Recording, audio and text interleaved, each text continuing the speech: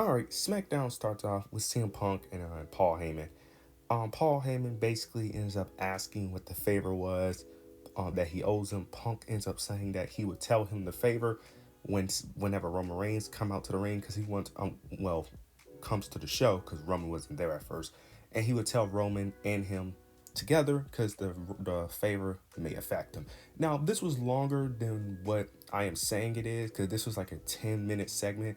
I think maybe even longer to be honest, but it started off with Punk just do that because it's his hometown. I understand, but this segment went on way too long. Like, cause it started off with him rambling, then it started off with Paul Heyman rambling. Like, it was a whole bunch of rambling that we didn't need just to get to the point that we need to get to. Was Punk is basically gonna tell the favor what the favor is to Roman and Paul in the main event. That's all we needed. I understand why they stretched it out a bit, but it was way too long of a segment. But this ends up being a main thing towards the main event. After this, we end up getting Nathan Frazier versus Rey Fenix. Rey Fenix officially makes his in-ring debut. This was a solid match. This wasn't too long. It was a 10-minute match.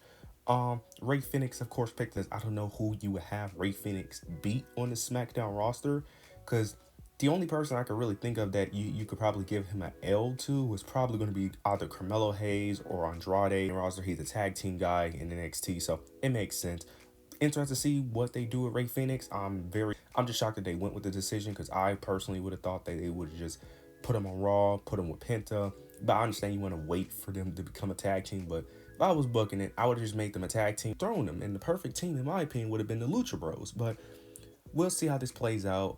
We'll see what he does on SmackDown. Now, I am interested to see, is he going to be on the Mania card? Because he got eliminated. He ended up Claymoring Damian Priest. So this is an interesting feud. I love what they're doing here. This is really good. They've been cooking up this feud. I was one of the few people that actually was on board with this feud, saying that this feud can actually be good when most people hated it. Now people are liking this feud. Sometimes you just gotta let things play out. But I'm interested to see what else they do with this feud. But yeah, they've been doing a good job so far. Now we get Tiffany Stratton, and she ends up saying that you will always be second place to your father. Then Charlotte Flair ends up responding back, ends up saying that you just repeated what every other wrestler ended up getting booed because Charlotte Flair could not speak at all. The crowd was constantly booing her. She could not speak at all. She tried to speak, but the crowd wouldn't let her. She was getting like Dominic Mysterio. Then she ends up saying that, if I'm not mistaken, she ends up mentioning the divorce. She ends up saying that after WrestleMania, you're going to be exactly how you are outside of the ring, which is alone. And ended up mentioning Kaiser, ends up saying that Ludwig was in her DMs. Now, a lot of people are overhyping this segment. This segment was good. Yes. But people are overhyping Tiffany Stratton promo in this segment. Yes, it was a good promo. I will say this, I kind of didn't like the crowd booing Charlotte because a lot of people were saying that she got cooked, Charlotte was startled. I don't think that was really the case. Now, I can understand the divorce could be a touchy subject, but I really proud.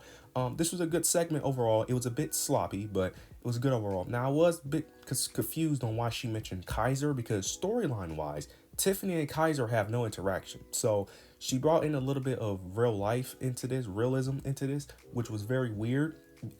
Because we already knew her marriage was always not a part of her character, but she never hid it from her character, if that makes sense. Where Tiffany, her character has nothing to do with Kaiser, so it was a bit confusing why she mentioned Kaiser. But so you could say that started her. But overall, this was a solid segment, but I think people are overrating it a bit, mainly due to the divorce of what Tiffany big on it. Motor City ends up picking up the victory. Not gonna really go that depth on it. It was a okay match. Motor City basically dominated majority of this match. They're number one contenders, and we're sitting Naomi versus B-Fab. Before the match started, you get Jade Cargill. She attacks Naomi. Then you get the match starting with B-Fab dominating Naomi for have her win the match. Either way you get the same outcome. I don't understand the attack before because that just makes B-Fab look weak. Now, I'm not expecting B-Fab to look strong, but you could have just had her come out, win the match, then Jade Cargill attacks her, then have security break, and you get the same outcome. There was really no reason for you to have them attack first and then attack after.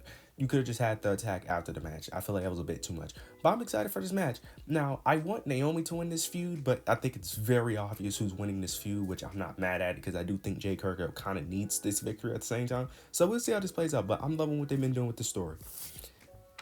After this, we end up getting Kevin Owens. We and his family all the wishes. This is gonna be very interesting to see Randy Orton because I still think he's gonna be on the Mania card. It's just about who is against. Now, I'm assuming that the only way they could put him on the card is if he has an open challenge against someone. Now, the only people I can really think of him having an open challenge against is Malachi Black or Rusev. Because now I don't know if the reports are true of Rusev or signed, but I'm assuming it is true.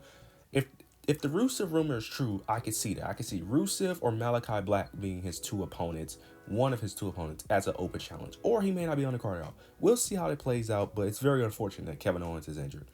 After this anymore, it could be a whole thing. You could do a double turn here where Punk it becomes heel and Paul Heyman becomes heel with Punk. You could do a bunch of things here. So I'm very interested to see how this plays out. But overall, this show, it was a solid show. Nothing major, but it was a solid show. You guys let me know your thoughts and opinions down below. Make sure to like, comment, subscribe. But yeah, that's it.